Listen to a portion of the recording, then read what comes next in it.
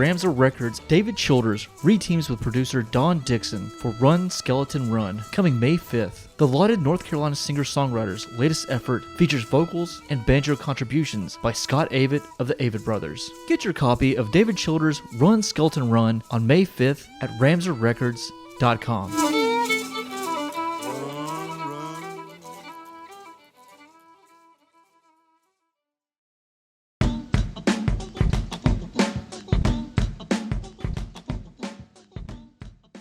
On February 17, 2017, President Donald J. Trump tweeted that the American news media is the enemy of the people.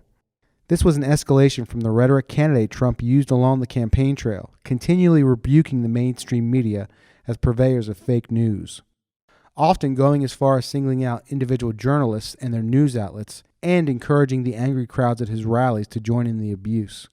The president's disdain for the media made it no surprise when he said that he would not be attending last week's White House Correspondence Association dinner. The event is a long-held Washington tradition that celebrates the free press in the United States and honors the work of journalists. The highlight of the event is normally the roasting of the president by a celebrity guest and the roasting of the press by the president.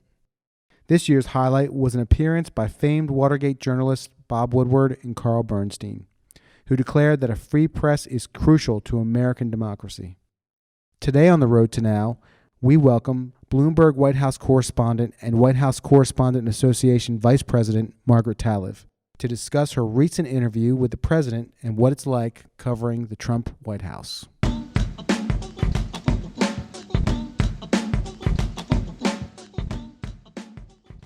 Margaret Talev, welcome to The Road to Now. Thank you. Nice to be on The Road to Now.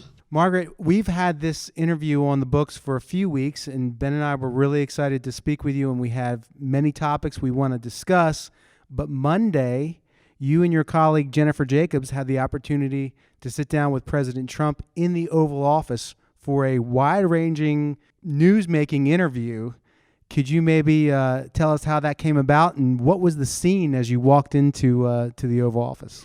Yeah, it was a really interesting experience. It actually came about, or the beginning of it came about the week before. We had been trying to get on the list to do an interview in time for the first 100 days. We worked with communications shop, Sean Spicer, the press secretary, and said, hey, we'd love to get on the list to do a 100 days interview. And he said, well, I'll see what I can do. And they put us on the calendar, and we were scheduled a few times because the president, despite talking about, how awful the media is and how we're not trustworthy and that sort of thing, actually really enjoys engaging with the press and wanted to do a lot of these 100-day interviews. And he would schedule 15 minutes, and 15 minutes would turn into 45 minutes. And it blew up his whole schedule. And so Friday came and went, that Friday before the 100-day mark, and we went in for our interview, and we could hear the choppers, Marine One circling in the sky, getting ready to land, and we realized it was going to fall through again because of the schedule. So they rescheduled our interview for that Monday. My reporting partner, Jennifer, and I, we were a little concerned that we'd missed that important anniversary and that he might not have anything left to talk about. So we regrouped over the weekend and thought through, well, what do we want to do? Obviously, we're not going to talk about the first 100 days. We want to pitch this forward and talk about his plans to come. But we were worried that he might be tired or just kind of over it. And really, to the contrary, we found him very eager to talk, to answer a range of questions. So we confirmed that morning that the interview was on. We went into the little ante room, the holding room outside of the Oval Office, where his folks who control his calendar and his personal assistants are based, and waited there. And even as we were waiting there, he was already running behind. It was 11 o'clock in the morning. His schedule was already overbooked. And we could hear someone yell, Joe Manchin's on the phone. And there's just a flurry of activity, people coming and going. And we're called into the Oval Office. It's a little bit after 11 now. I really didn't know what to expect. My reporting partner had covered President Trump during the campaign. I was covering Hillary Clinton during the campaign. And so she had interacted more with him on the campaign trail. She had done some interviews with him in the past. Although I have interacted with him quite a bit since he took office, most of those interactions have been in a crowd with a scrum of reporters. I'll maybe shout a question at him and see if he'll say something back. I had only met him face-to-face once before on Air Force One. We can talk about that interaction later if you'd like to. But so this was my first real chance to sit down with him, and I wasn't sure what to expect. I found him to be gracious. I found him to be engaged. He stood up from behind the Resolute desk, reached over and offered his hand to each of us to shake it, invited us to sit down. And we stayed for about a half an hour. He had by now this is infamous, right? He likes to drink a lot of Diet Coke, and he has a little box with a red button on it on his desk, and it's not the nuclear button, it's the Diet Coke button. He'd already pressed the button before we got there. He had his Diet Coke. It had some ice on top. It was sort of melting and steaming up the glass, and he was so engaged in our conversation, he didn't reach for that soda once.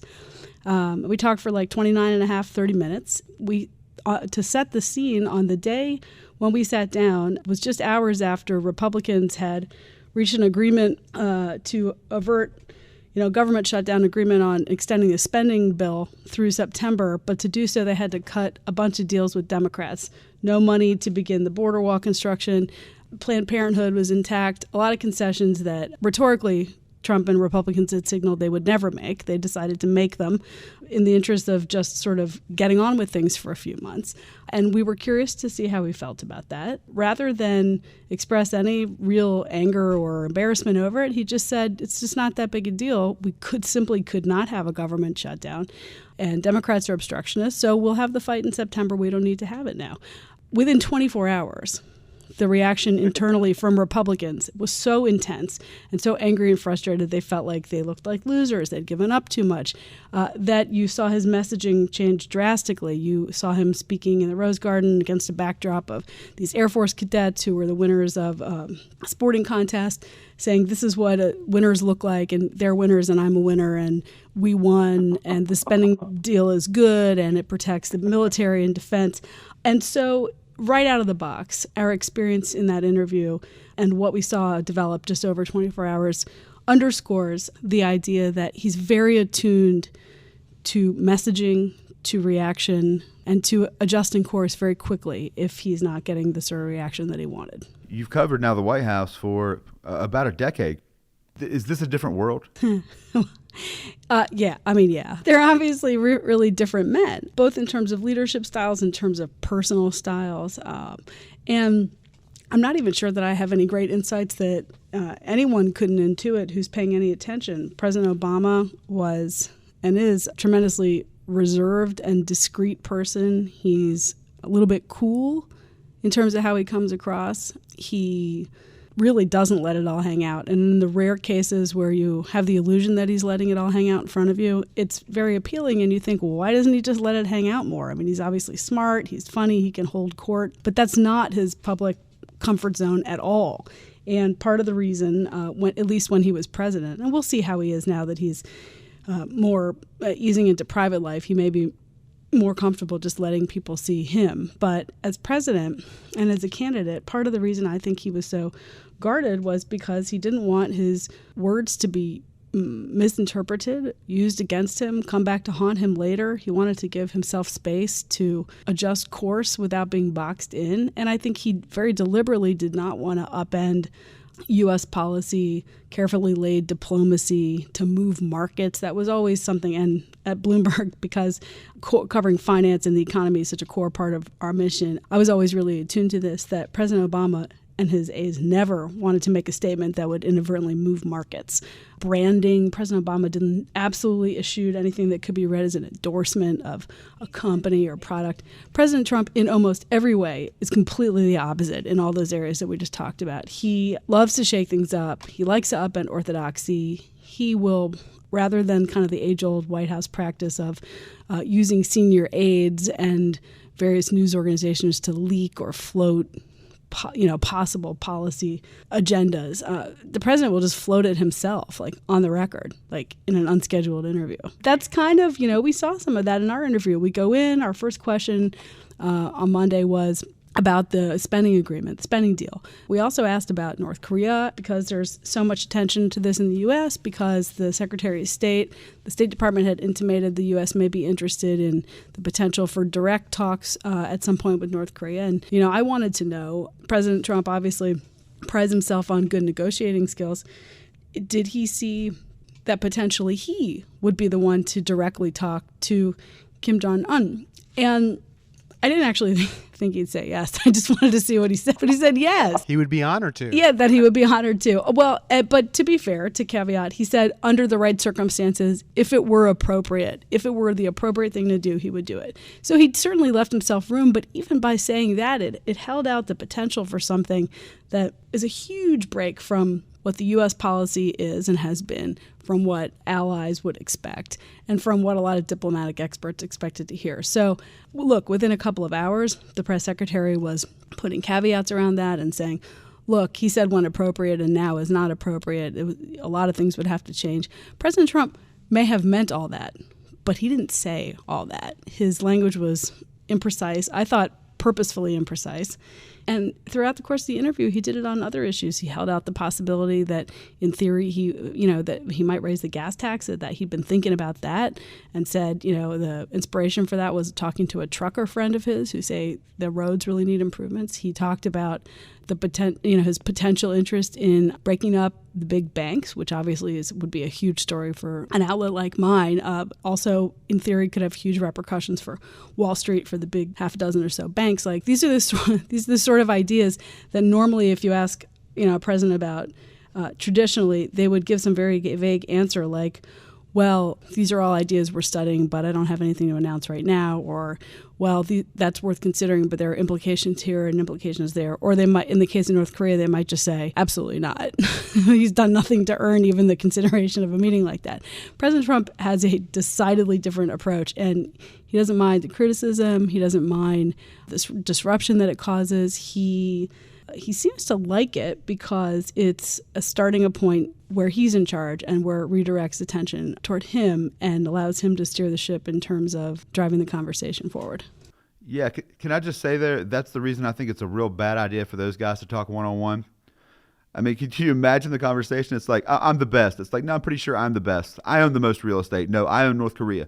Like that conversation is going to be a bit of a pissing match, I think. There's nothing at all to indicate that interview that we had has set off any new wave of actual planning by the White House for any sort of further discussions. It may have been the messaging. He may not have intended to do any messaging. He may have just been answering off the cuff, saying what he was thinking, which is, sure, if things were completely different than they are now and I had an opportunity to make a difference, I believe that I could. I believe that my personal negotiating skills can have an impact. That may be what he meant. He may have been trying to send a signal to the Chinese leader, to Xi Jinping, to say, look, if you don't engage more, I might just jump in. It's hard to know. And even though we covered a lot of ground, or maybe because we covered a lot of ground, I mean, I could have spent 3 or 4 hours asking the same questions. When you cover that much ground, you can't get a lot of depth. And we got the tease, the hint of a lot of possibilities, but not a lot of detail on any of them. And that was certainly one of them. But no, it's just really, really interesting to talk to him. I just wasn't sure what he'd be like, particularly there had been so many other interviews that we had read and watched over the course of the previous week that, if there's a question that he doesn't like or he doesn't like the way you ask it, he can get prickly. President Obama also could get prickly, but they expressed it in different ways. So we weren't sure what to expect. But for my part, I thought it was a fascinating experience. I got a lot of insights into not just what he's thinking, but how he approaches talking about what he's thinking. So in your career, how does Monday rank for you personally?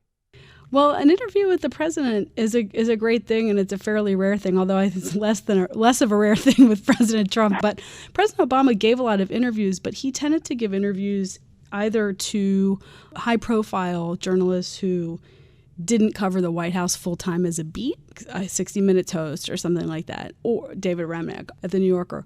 Either that category, or sometimes to more like regional. Like he might do a sit-down interview with a local TV anchor where there was something that they would probably want to talk about, like he's going to do energy policy and he's going to visit a certain town, or he's campaigning for Democrats and it's people in swing states. They would interview those news outlets, stimulus projects, where the spending was going. But when it came to sort of the rank-and-file beat reporters who covered him day to day, we mostly had to talk to President Obama in news conferences, not in interview settings. President Trump is showing a different affinity for actual engagement on that level and on the record with the people who cover that beat day to day. And it's, there's a lot of ways in which there's much less transparency with the Trump administration. He hasn't disclosed his taxes. They're taking away the public access to like a visitor log where you can see who's coming and going in and out of the White House for meetings. So I'm not making the case that the Trump administration is more open and transparent, because in many ways the opposite is true. But in this one particular way, which is the ability of the reporters who cover the White House day to day to see and engage with the president on that one specific area. There's much more interaction with President Trump so far than with President Obama. I covered Obama since 2007, one weekend in Iowa right around July the 4th when I began covering his campaign. And I had exactly one sit-down interview with him during the entire time of his 2 campaigns and his 2 presidencies. And it was in 2008 before he was elected president. Every other interaction I had with him was in a news conference, in a pool spray, maybe an occasional off-the-record lunch or tea or something like that. But in terms of the ability to sit down, ask a series of questions with back and forth on the record, I got exactly one, and it was before he took office. Who else was in the room with you and Jennifer when you did the interview? A couple of aides were in the room, and towards the end of the interview, Mike Pence, the vice president, had been waiting to get in to see the president, but I think they wanted to get us out of there, so eventually they sort of let him in. Once he came in, it was time to go. Chief of Staff was in there at that point. But, during the course of those several days and the week before when we were hoping to get in there to see him, you could, look, there are people going in and out of the Oval Office at all times, and my sense is that it's at a sort of much more regularity and intensity than under President Obama, where that room was really pretty tightly controlled. But in and out of that office, very frequently, you might see Ivanka Trump, his daughter. You might see Jared Kushner, her husband, the president's son-in-law. Now they both have official administration roles, but even before they were there quite a bit, and now they're there a lot. They go in to see him. The chief of staff is in and out. Steve Bannon might be in and out on any given day. Sean Spicer, the press secretary, Kellyanne Conway, Omarosa sometimes, maybe in the Oval Office. There are a lot of people who come in there, and sometimes they might have somebody with them who they want him to see or to meet. He has a lot of interaction with staff and with the outside of the world, and he seems to really thrive on showing off the Oval Office. So if there are coal miners or business executives or a team that he's honoring, a sports team that he's honoring, any sort of group that's coming through the White House with whom he might have a meeting of some duration or even just sort of a pop-in hello, he will very often say to that group, "Do you want to see the Oval Office?" They'll come in there with him, and he'll want to take pictures with them. And it's like he likes bringing people into his workspace. He likes showing it off. I mean, he was a celebrity for so long, right? So I mean, he can't really let go of that glad-handing aspect of his life. I think he does relish, like you said, this interaction with people. No, I think you're right. I mean, because at the end of the day, the guy's a salesman, right? And this is what I think is interesting, because I remember when Obama ran, there was a fear of a lack of transparency within the Bush administration. And it seems like what you're saying here is this seems to be the essence of Trump, which is he's created accessibility without transparency, right? He's created the facade of being accessible, but he is still guarded. I don't know. Do you think this is a correct assessment? I'm just thinking about this while we're sitting here, because it seems like everybody's coming in there to see him. But as you've said, he still keeps stuff on lockdown in terms of information, his tax returns, all types of things like this. I think it's a really interesting observation, because he just enjoys that engagement. And part of it, I think, is instinctive. He feeds off of it. He likes it. It fills him with energy. But I think a secondary part of it is absolutely the messaging, just like you said. It is because if you have the press in and out of that office, whether it's the Oval Office, the Roosevelt Room, if you're calling the press in to capture a moment where you're meeting with a group of people, and you can use that moment in front of cameras, still cameras or video cameras, to say things like, "Look at these guys. Aren't they strong? Aren't they the backbone of America?" And then that image is broadcast on TV, then he is sending to American voters, and in particular to his base, reinforcing this idea that that he has kind of a common man touch, or that he really cares about individual people. That's the messaging. Obama did it a different way. He was more comfortable with kind of an organized program. Like he might invite nurses or teachers in and have some kind of a summit at the White House and use his, have that aspect of it televised, a question and answer session.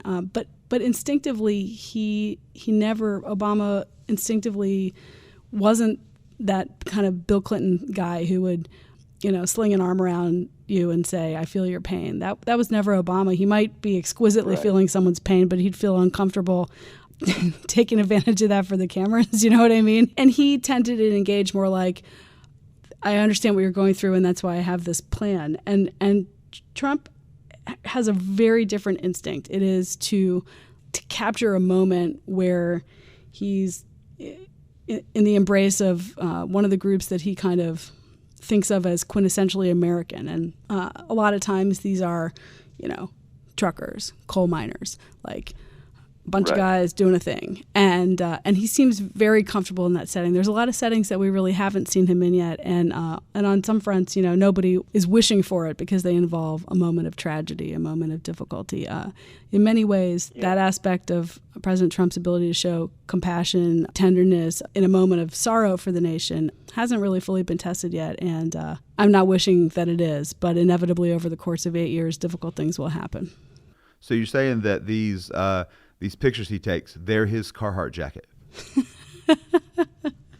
Well, right? You remember, this is what Obama would do. This is what Bush would do. They'd show up in a Carhartt jacket and be like, look, I'm just like you guys. But we know Trump's not going to wear a different jacket. He's been wearing the same jacket for 30 years. So he's not put on a Carhartt jacket. Actually, I think I have seen him in a couple of goofy looking jackets. But so what you're asking is, like, every president tries to find their way of showing that they love regular people, right?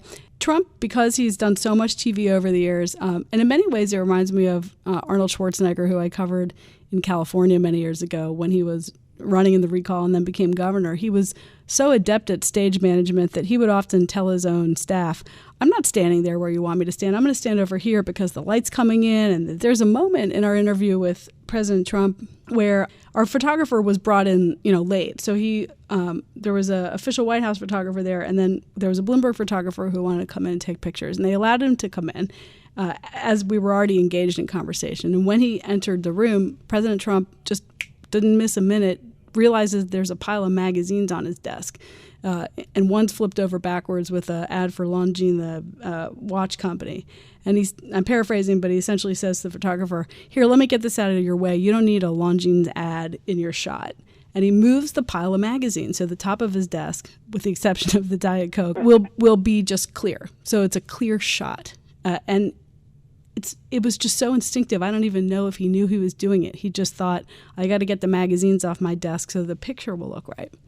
I love the idea that Mike Pence is out there waiting and the guy with the camera gets in first. Like, really? Really? Every vice president in American history is accustomed to just sitting there and waiting. Yeah, and some of them never got in the office. No. And Mike Pence actually has been put, now that I've joked about that, to a lot of use by President Trump in terms of paving the way for a lot of foreign trips. But the extent to which Mike Pence's role is really being fleshed out, I think we really still have yet to see. We know he can go to conferences in Munich or whatever. We know that he can go to Asian nations and pave the way for a future trip for President Trump. But is his word, does he speak for President Trump? If he says something, can leaders take it to the bank, whether they're foreign leaders or whether they're congressional leaders? I think the jury's still out.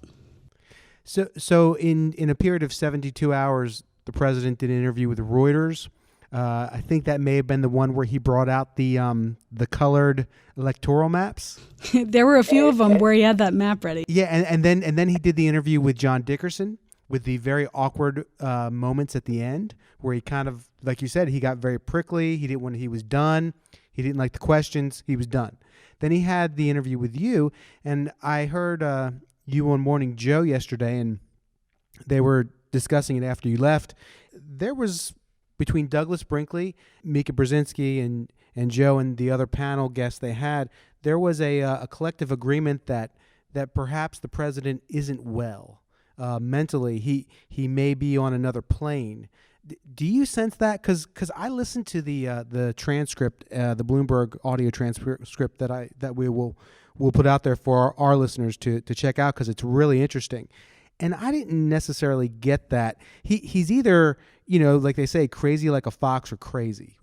Do you have an opinion on this, or have you gathered enough information yet to form an opinion? I think that in my experience in that sit-down interview, President Trump knew what he was doing and knew when he was saying something that was controversial and would decide to go there anyway. And on North Korea, when I did my wind up, I said, you pride yourself on your negotiating skills, and I kind of backdoor my way into this question about whether he wants to meet directly with the North Korean leader. And he says, I thought that's where you were going. I was wondering when you were going to get there. And then he answers the question, and then he says, well, we just broke news, didn't we? So crazy like a fox, maybe. You might see him over a period of hours where he seems totally like sort of content and laid back, and then all of a sudden burst of tweets, and they're all really like accusatory or whatever. And I think that's what you're talking about, that there's, almost like a Jekyll and Hyde aspect to his public communications, and it's hard to understand always what the strategy is about. And for me, for those of us in the White House press corps who had covered President Obama, Hillary Clinton's campaign, we just haven't gotten to know Donald Trump until a few months ago. This is really a learning process. I mean, I've essentially been getting to know him for 4 months. It's still new to me, and I don't know how to answer a lot of the questions about why he does the things he does, because I don't know yet. So if you listen to the transcript, you would think that this president, like you said, had a very congenial relationship with the press. But if you watched his rally on Saturday night in Pennsylvania, he basically again condemned the press as the enemy of the people without saying it this time. Sunday morning, Reince Priebus, his chief of staff, was on one of the Sunday shows, and he said that the administration may be considering a constitutional amendment that would change the libel laws in the country. That is a drastic change from the interview, his nature and his mood in the interview that you had with him on Monday. Is that just throwing red meat to the base, or is that something that they really want to consider getting involved in? At this point, it seems to be more of the former, and the president's spokesman and others were asked about that in the follow-up. Is what are you guys actually talking about? Is this serious? We haven't seen any steps to that effect. It's hard to completely. Really, what the press can do is sort of put the pieces together and try to understand what the media strategy is, to the extent that there is one. Sometimes it seems that it's to bait the press, because if the president has a foil, then you can deliver a different kind of message than if it's just you on a podium with the message, or to distract the press, or to try to undercut the press's credibility by drawing us into a conflict for the media. And there, as you know, there's no really such thing as the media, even in that briefing room, which is pretty small. There's so many different types of media organizations represented. But for the kind of mainstream traditional media outlets that have been covering White Houses for decades now, really whoever the president is, whichever party they're from, however popular they were or weren't when they were elected, the press always takes this same general approach, which is we're curious to get to know this person. We're curious about what policies they're going to pursue. And we're going to have an antagonistic role inherently, because our job is to shed light on the context in which they're doing things, to inform the public beyond their spin. We don't take stenography from presidents. So it's not personal, it's just the job. That's what the whole, today as we're taping this, it's World Press Freedom Day. That's what the whole free press, American press system is based on, and that's what the tradition of the daily press briefings and the news conferences are based on. And the most important time for a president to do a news conference is during a difficult time, because it shows that president can take the heat and is proud to be able to explain their position. So the kind of tensions that have been highlighted or exacerbated or I'm almost like sort of encouraged by the president are not something the media particularly wants to participate in, but there it is. They exist. I'll give you. I'm going to give you a story because I wasn't at the rally in Pennsylvania the previous Saturday. I was at the White House Correspondence dinner. I'm the vice president of that organization, and so I was otherwise occupied, but we had other folks covering it. But several weeks earlier, I was on a trip where the president went to Boeing on his way to Florida, then did a rally at a hangar at the airport in the Orlando area, and then went to Mar-a-Lago for the weekend. And I was on Air Force One for that flight. We go to Boeing. There's a Dreamliner in the back. The president gives this speech about bringing back American jobs and how great, aerospace innovation is and stuff.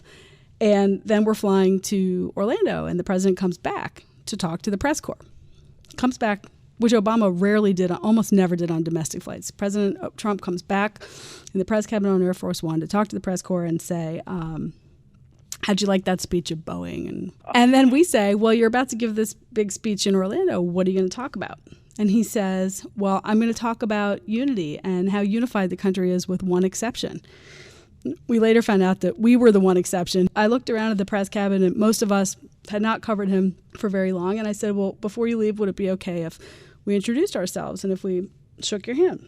He said, yeah, I'd like that. That'd be great. And so he went through the press cabin one by one, meeting each of us. We told him our name, our outlet, who we worked for. And he would, eye contact, handshaking, smiling, nodding his head. Nice to meet you. Oh, yes, I know your organization. A couple people he knew. Hey, good to see you again.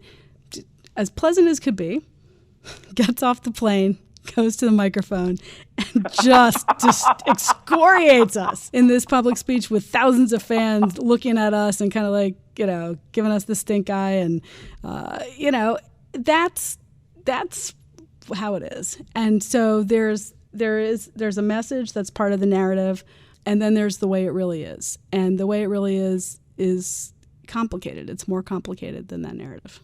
It's like professional wrestling. Exactly, Ben.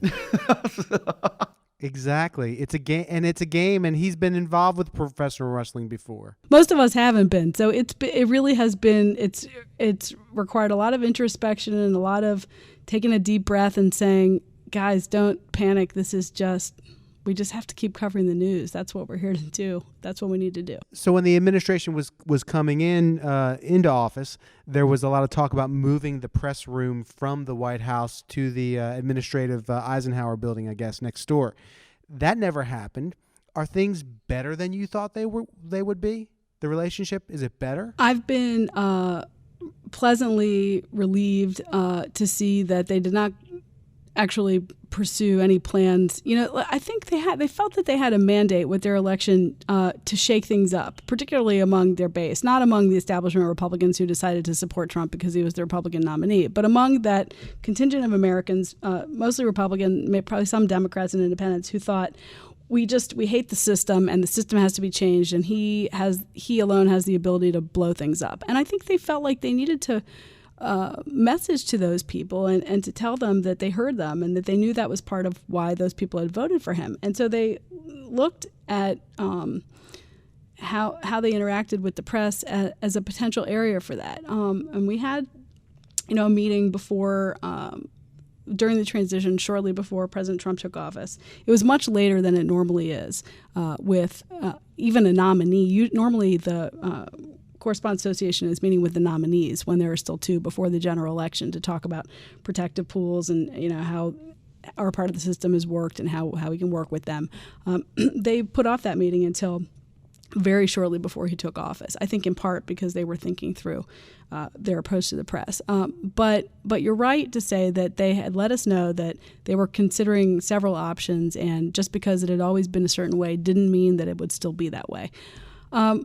I think ultimately they decided to try it this way because out of probably a number of considerations, but one is that there was so much interest, such a floodgate of interest in the coverage that reinventing an entire system rather than working within the existing system may have been overwhelming. But I think also in part because you want to calibrate even if you want a message to your base that you're having a war with somebody or that somebody's the enemy. You don't actually want it to be that. You need it to work, and and so I think they thought, well, let's try it this way and see what happens. And one of the things that I think, and it's probably maybe better to ask them, but one of the things that to my observation that may have happened is that the president and his press team saw kind of the immediacy of being able to interact with the press as an asset. And if that briefing room is small and it's very crowded now, in 6 months or in a year, it's going to be a lot less crowded, because the reality is that there's limited resources in journalism. People also need to cover Congress and cover... I thought you were going to say it'll be a lot smaller because there won't be any more press.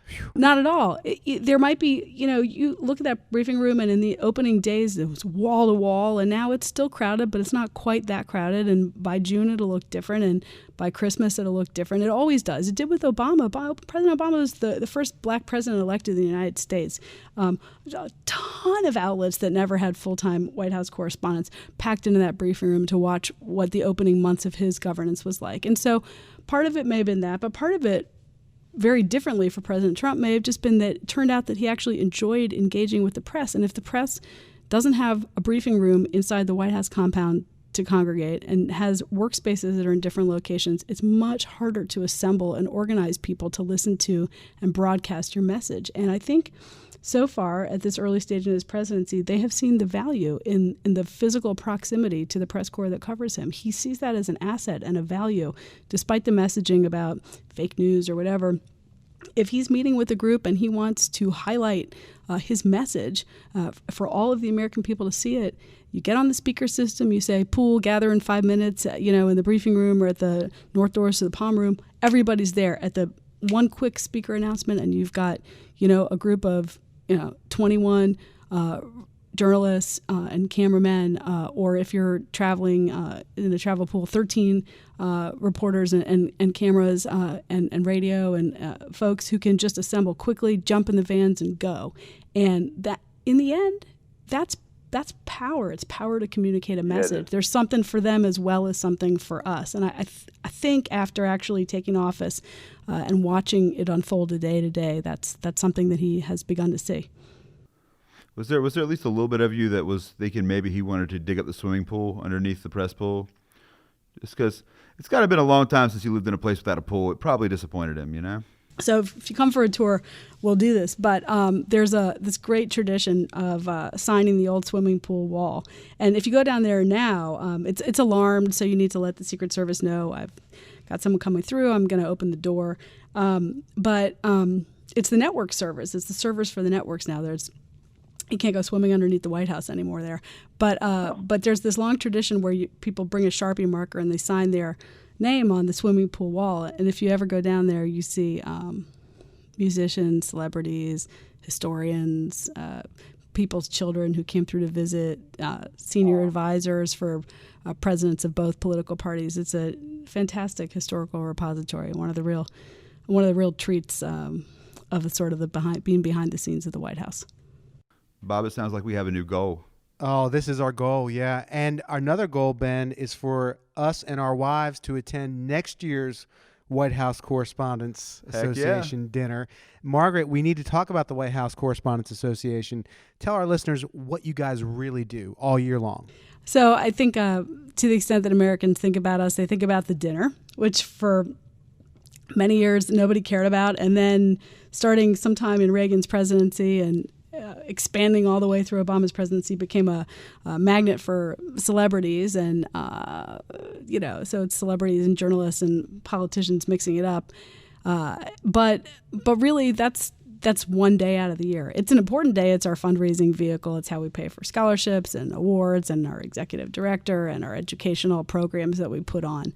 But it's most of what we do is so much more mundane and incredibly important to us, incredibly important to the way news gets covered at the White House, but probably not of particular interest to regular Americans. But we're a 9-member board. We represent White House correspondents and their news organizations. And most of what we do day to day is advocating for access to coverage of events, access to be able to ask questions of the press secretary, of senior administration officials, to be able to watch the president in the room if somebody interesting or important comes to visit him, to advocate for important principles of free speech and public information as it relates to White House coverage, and to be a way to organize journalists who report for a variety of different outlets, whether they're television, print, radio, photography, wire services, magazines, blogs, foreign news outlets, American news outlets, to organize this group of really disparate interests around a couple of unifying interests, which are the ability to get information and the ability to have eyes on the president. So we organize the protective pools, which follow the president in motorcades and on Air Force One. We advocate for news conferences as opposed to no news conferences. We work with the White House Travel Office to figure out how to make sure that we're able to fully participate in the coverage of foreign trips that he takes, or trips to other parts of the country. It's everything that you see or read when you cover a story, when you are watching a story or reading a story about something that happened at the White House or something that happened with the president. Kind of the behind-the-scenes way that reporters are able to observe that or to get that information. We help to organize that, and we help to try to unify reporters so that we have a stronger voice in negotiating these issues. Are the rights you have, are these an issue of legislation? Are they contract? How do you put the teeth into the requests you make? Most of them are not. Most of them are by tradition and with the support of the American public, under the premise that the presidency is incredibly powerful and is at the center of decision-making in American life, and that it's important to have eyes and ears on what's going on. There are certainly laws that affect the free press, but and free speech, and the ability of whistleblowers to talk to reporters, the ability of reporters to publish news, even if the White House didn't want the news published. So in all of those areas, you talk about legislation when it comes to a shield law or leaks or, whistleblowing, that sort of thing. But sort of the day-to-day mechanics of the way the modern White House is covered mostly have evolved with consensus by White Houses and the press corps over time across party lines. There were years in the past where, many years in the past, where the White House assigned the seating for the briefing room, for example, and decided who sat where. And it was at the White House's request, ultimately, across Republican and Democratic administrations, to turn that duty over to the Correspondence Association so that the White House wouldn't have to deal with all the drama and who's out where, whether someone was being punished, that sort of thing. A lot of the we have hundreds of regular members who are full active members in the Correspondence Association. There are hundreds more who participate in some ancillary way in White House coverage, probably a couple thousand people if you think about every news bureau and the engineering cameraman and kind of weekend support staff, and as well as the faces that you might see in front of a camera or a name that you might recognize. There are a ton of equities in this process, and for the White House to have to handle individual requests from every single person about where can I stand and where can I be and can I be there and can I cover that and how do I, I want to talk to somebody before, Benjamin Netanyahu visits or whatever. To have an organization that helps kind of corral these interests is of, I hope, tremendous value for our members, but is also of some value for the White House to know, kind of who to talk to get the ball rolling or to manage what can be a very chaotic job. I mean, especially in the modern age with 24-hour news networks and social media platforms that allow publishing at all times. It really is. Sometimes it's a 24-hour day operation for everyone, but at least really day to day, it's like an 18 or 20-hour operation for every major outlet. I mean, news is always happening that affects the White House, and right. It has to be organized. And it will be you next year as president that will be planning the dinner, correct? It will.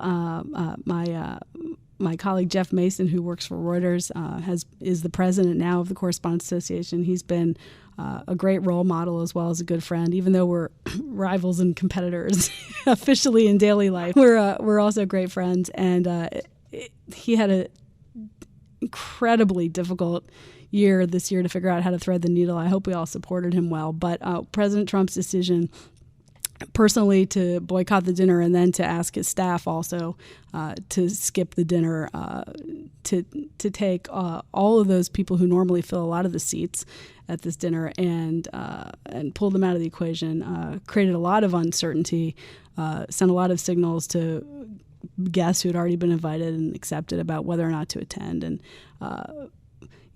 Jeff had a very difficult needle to thread in terms of being respectful and also making sure that the event was a success when so much of the tradition has been about the president coming there to show his respects for the free press. And the equation changed this year, and I hope we did a good job of putting on a really good show and focusing on the First Amendment and what the dinner really, at its core, has always been about and should be about. Yeah, I watched it on TV this year, and as I do every year. But this year, the speech by Woodward and Bernstein was the highlight for me, and really brought it back home. And the importance of a free press is crucial to the health and the sustainability of a democracy. So. Well, I'm glad you guys feel that way. I certainly feel that way too, and I hope that the president feels that way, and I hope it gives him a comfort level, because the president's always invited to attend our event, and he certainly will be going forward as well. It's his choice, but when you go to that event, what you're saying is, I don't always like you guys, but I respect the importance of your role in democracy and its value to people, to the American people. One last quick question for you. This is just a real quick one. Over under 9 months, how long do you think Sean Spicer will make it? I'm not touching that with a 10-foot pole. All I can say is I really appreciate his willingness to work with us when things are difficult, when things are easy, and it's a really hard job for all press secretaries. You could do you know what? Actually, this is a great idea for a future show. You could get 3 or 4 press secretaries from past presidents from both parties together and ask them how long they thought they'd make it. It's a very difficult job, and it's a job that plays out in the public every day. And unlike President Obama, who really did not sit around watching the press briefing most days, this president does. And so Sean Spicer is performing not just to the press corps, not just to the American people, but for his boss every day. He has an audience of 1. He actually has an audience of 2, because no matter what he says or does, Matt Negrin is going to make a video out of it. Well, Margaret, thank you. Thank you so much. Thank you so much. It's been my incredible pleasure. Thank you so much for having me on.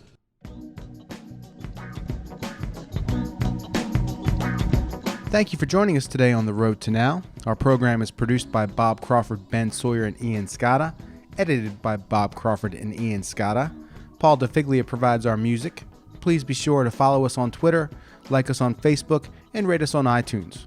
For more information about this or any other episode, please visit theroadtonow.com. For Dr. Ben Sawyer, this is Bob Crawford. Take care.